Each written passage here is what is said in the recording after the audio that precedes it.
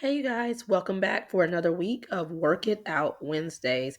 Now, on Wednesdays, we work out practice questions to test our knowledge on the things that we've been reviewing for the week.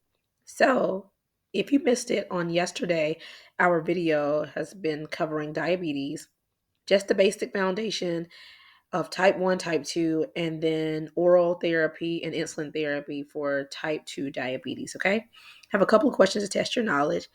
My voice is a little bit better, but you can tell it's still a little shaky, so bear with me, you guys. But let's get into these questions. Question one states Miss May is a 68-year-old female who presents for an annual appointment. Her fasting glucose is 144 milligrams per deciliter, and her A1C is 6.7%. What is the first line treatment for these findings? Is it A, Levemir, B, glipizide, C, Lantus, or D, metformin? All right, I'll give you a few and you tell me what you have in the comments, okay?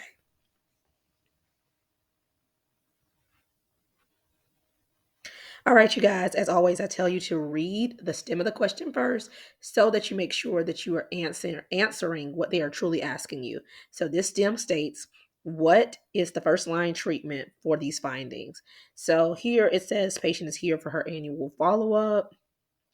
Her fasting glucose was 144, A1C is 6.7.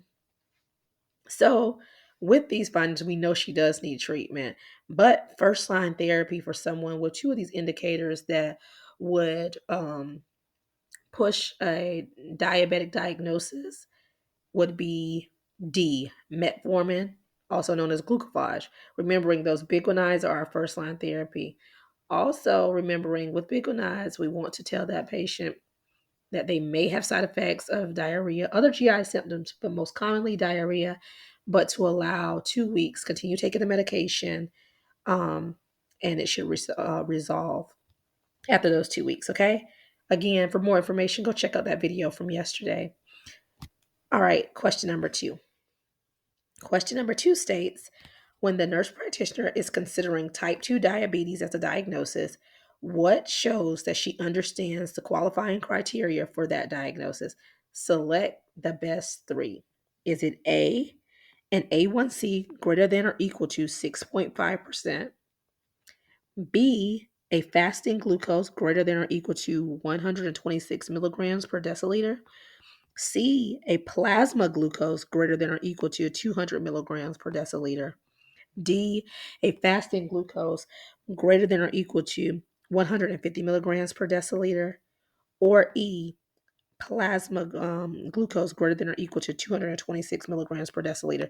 So select the best three answers of those qualifying criteria. Put your answer choice in the comments. Let's see what you got.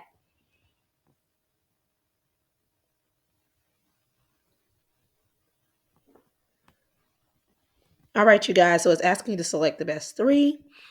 Um, so the STEM states, what shows that she understands the qualifying criteria for the diabetes diagnosis? They want you to select the best three.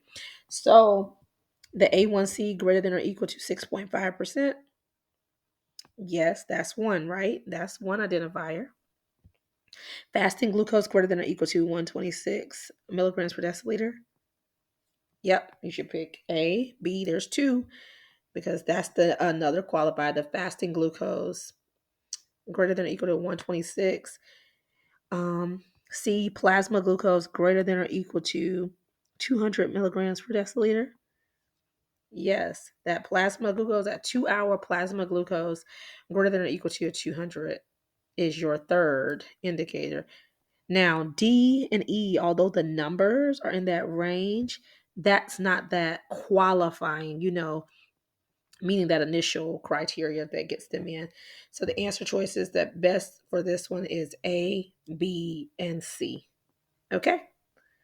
All right, you guys. As always, thank you for watching. Please like, comment, subscribe, and share with someone who may find this helpful. And meet me back here for another week of Work It Out Wednesday. Tomorrow, there will be a video on the soap note as we conclude this month's series of the soaps on the things that we are covering for this week. So we will work out one of these scenarios and kind of walk through the subjective, objective assessment and plan for that presentation to kind of tie it all together so that you're knowing how to apply these things from all perspectives for boards as well as in practice. All right, you guys. Bye, y'all.